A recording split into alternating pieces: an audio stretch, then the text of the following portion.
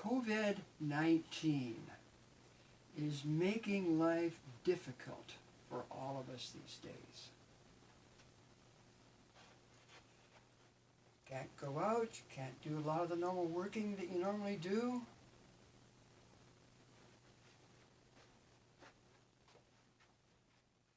You have to do all this social distancing, or now we now call it physical distancing from each other. So you can't go out to your friend's place very often.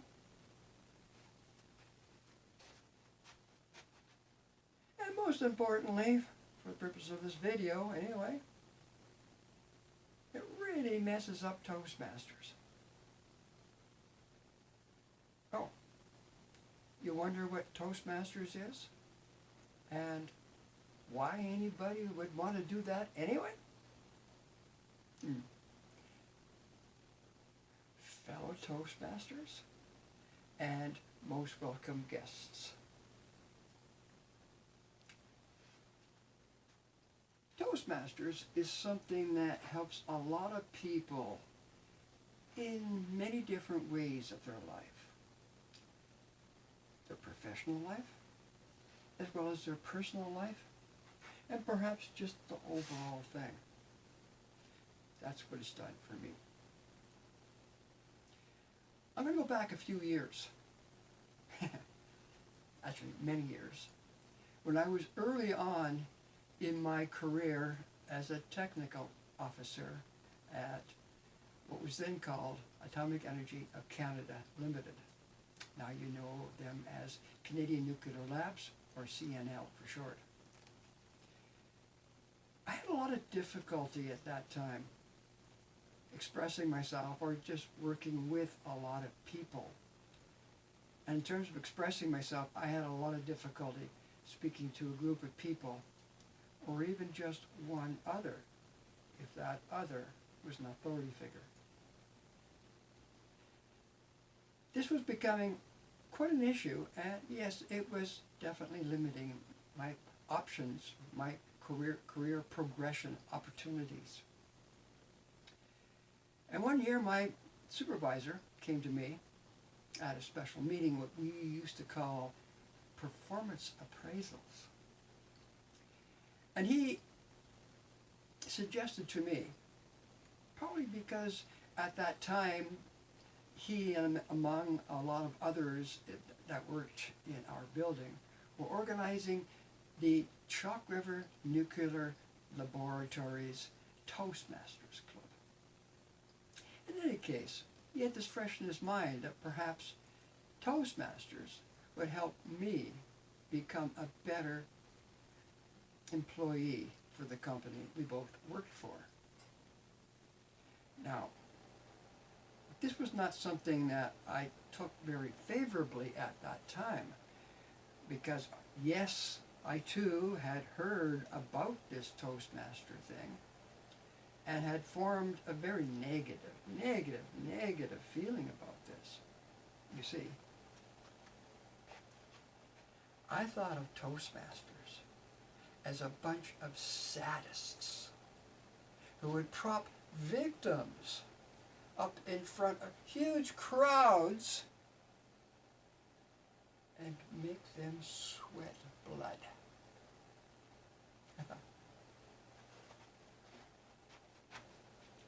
Needless to say, I didn't jump at the opportunity to join the club. Although if I had, I would have been, perhaps have been one of the charter members of the Chalk River Labs Club. But that was not to be at that time. Then the following year, with a totally different supervisor, and somebody also who also was involved in that, setting up that Toastmaster Club, he suggested to me as well that perhaps I could get out of my stuck situation and be able to work better with my colleagues, advance my career, and all those sort of things, if I was to join Toastmasters. Well, my opinion hadn't changed much. during that last year, since that previous supervisor had suggested that same recommendation. So again, I didn't join, but I did talk a lot with my various friends that I worked with at that time, and I had opportunities to hear a little bit more what was going on with this Toastmaster thing.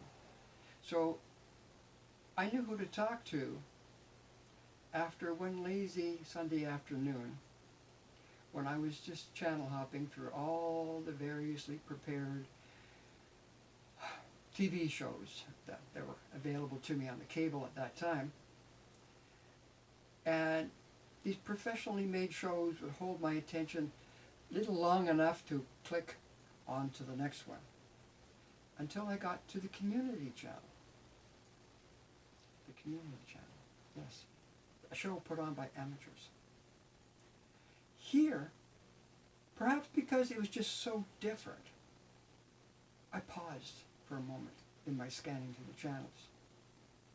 Enough to see that somebody had just been introduced to make a speech.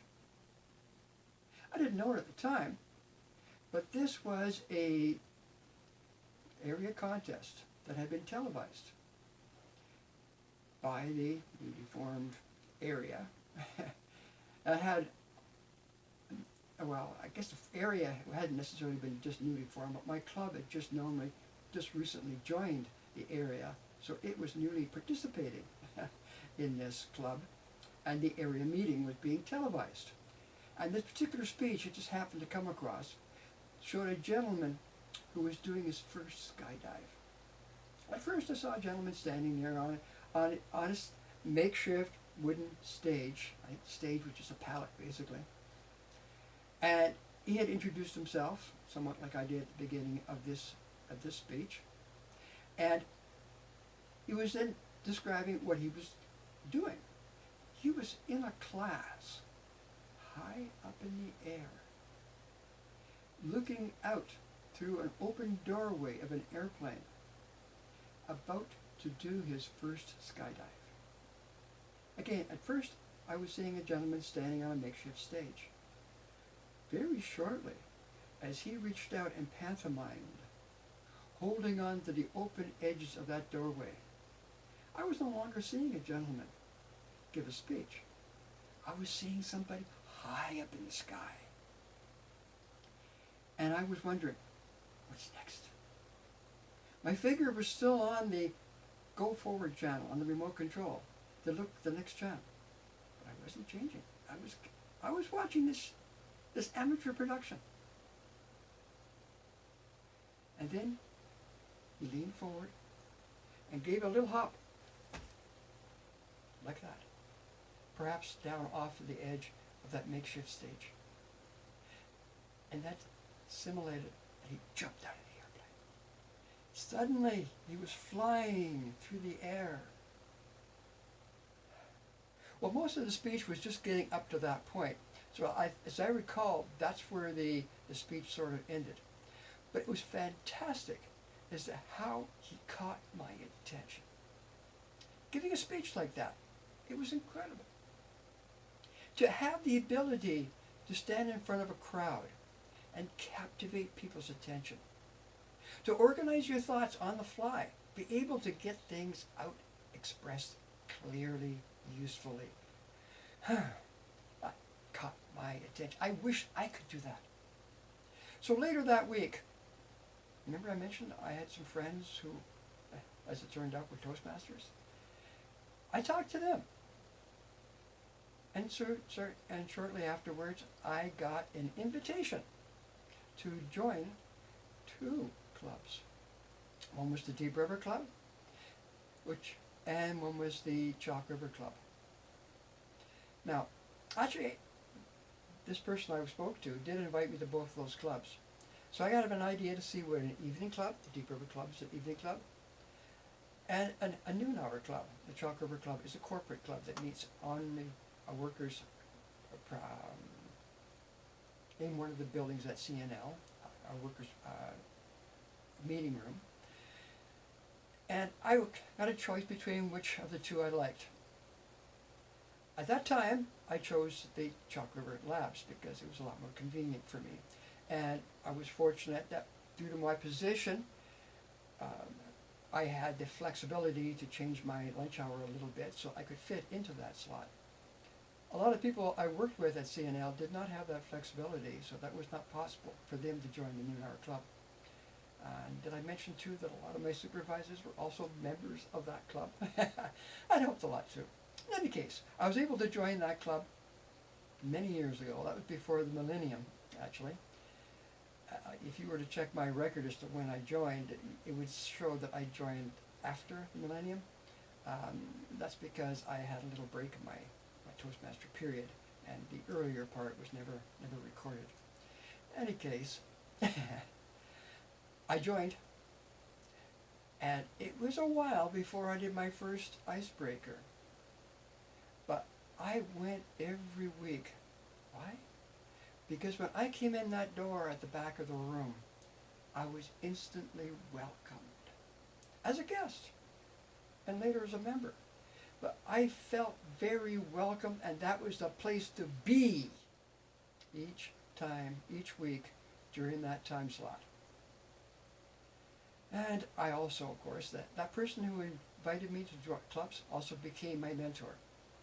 And she encouraged me to practice my icebreaker. Now, mind you, preparation and practice are good. But in my case, it was not only practice and preparation, it was procrastination.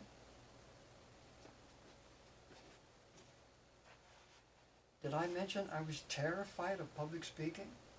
Did I mention that I had a hard time dealing with situations where I had to speak to a figure of authority? And did I also mention that a lot of the people in my club were my supervisors?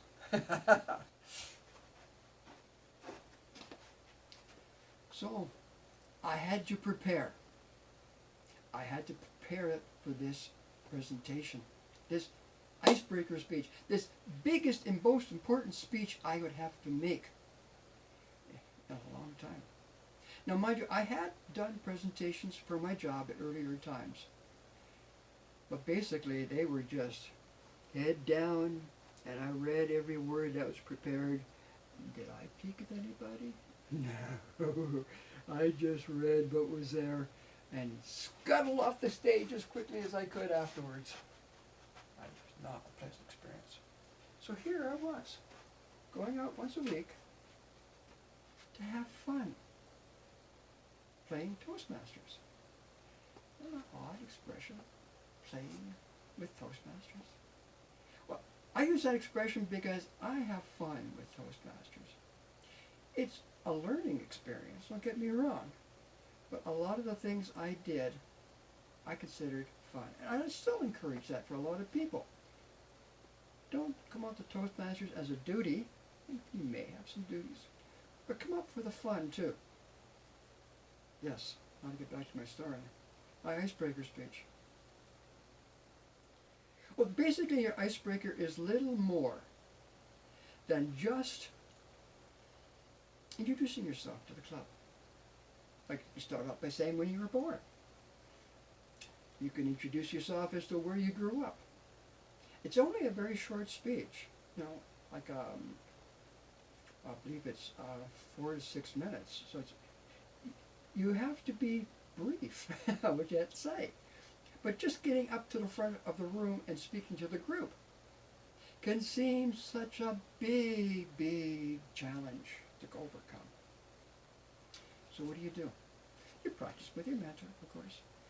And you're allowed to prepare it ahead of time. You can write every word on a piece of paper. You can read every word on a piece of paper. You can stick your eyes on it and never look at anybody. It's all okay for your icebreaker speech. And that's what I did. I went to that meeting with my notes in front of my hands were in my hands. I was ready. I had practiced to the point of procrastination. I was ready. I had given some introductory words to the Toastmaster that day, and that person had invited me.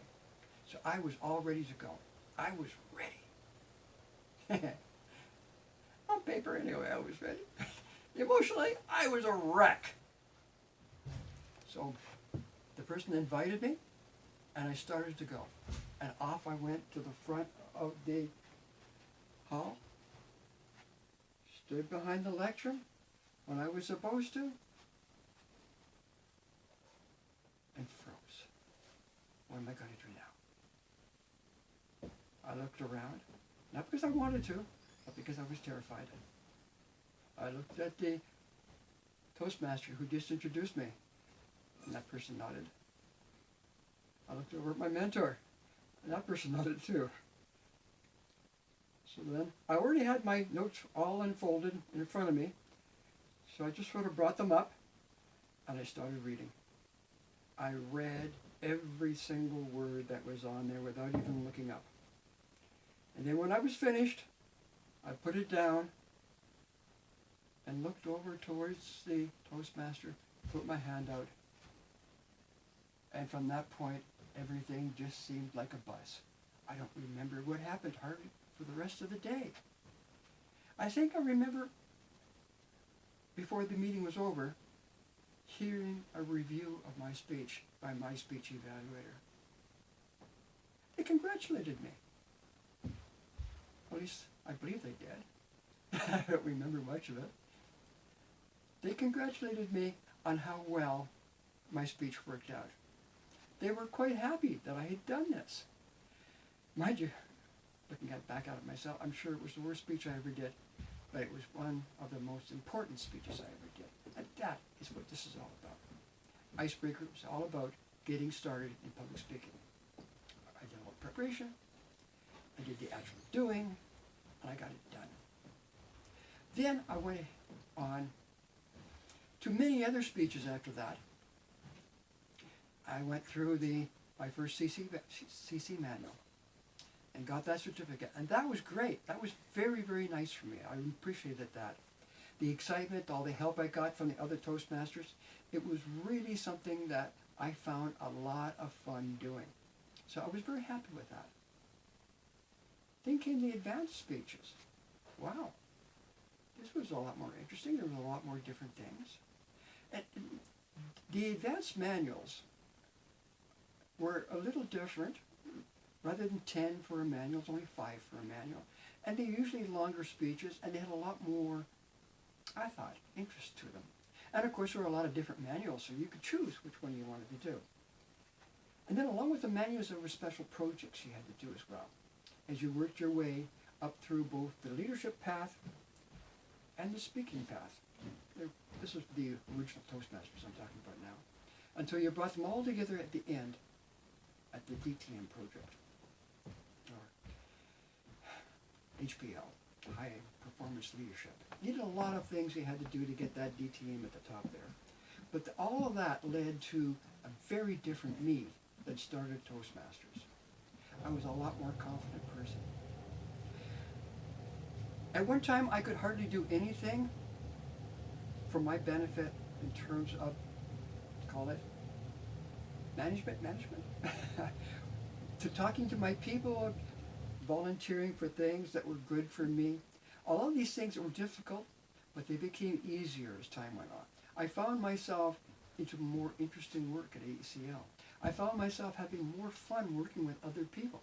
I even found myself having traveling opportunities where I represented the company. All this I would never have got if it hadn't been for Toastmasters. And those original Toastmasters who went out of their way to make sure I got invited and felt comfortable at those early first meetings. That was so important. They made it worthwhile for me, and once I started getting involved, the work I put into it was not only worthwhile to me, but I got the pleasure of helping so many other people in a similar way. This was great stuff. One way to put it. Now, you might say, that's all nice, but what happens when the anvil or the hammer hits the anvil, when things get tough? Well, one of the big projects I was working on at the time crashed and burned, as the expression goes. Suddenly, I'll call it political interference, but in any case, we're a government organization, so whatever the government says is what we do. So whether you call it political interference or just the boss speaking, it's the same thing. They decided the project we're working on had no more value, and it was shut down. So suddenly, here I was, competing with everybody else that I worked with on that project for the few remaining positions that were left. Oh yes, they had a job fair. That was going to put me, a senior technical staff at that time, into an entry-level, very junior position, which I'm sure I would have hated. And not only that, I would have had to bump a friend out of that job in order to keep it. So that's what I would have had to do if I had no other options. But I did have another option. I had this confidence in myself that I'd gathered largely because of my experience with Toastmasters. Of course, I guess life itself helps as well to increase your confidence. But I took that confidence, took the option I had to use our standard internal competition path to apply for other jobs other than the ones that were open in the job fair. I took that opportunity. And fortunately for me, as a technical staff, the door was still open for technical staff to join the professional ranks. It's not available anymore, but at the time, that was an option available. There was a position available with somebody I had made contacts with because I was a Toastmaster. So I got the interview. Some people say, I never had a chance because I couldn't get an interview. Well, I had social contacts through Toastmasters, through my ability to help out with other people, to be known by other people, to get that interview. And with that interview, I faced an interview committee. Remember I said at one time that I had a hard time speaking to a group of people, and worse yet, to authority figure? Well, this was authority figures. There were 5 people there on the first interview. I came in, stood very confidently, addressed the people that I knew, was introduced to the others. I was invited to sit, and I aced that interview. Why? Because of the confidence I had. As it turned out, too, that the work that they wanted me to do, I had been sort of leaning into in various other small assignments before that. And all the technical experience I'd had before that, too, was also good support for the position that I was applying for. And unlike a lot of the people who went from this technical staff to the professional staff, I was not applying for one of those make-believe sort of halfway between positions. This was a full professional position.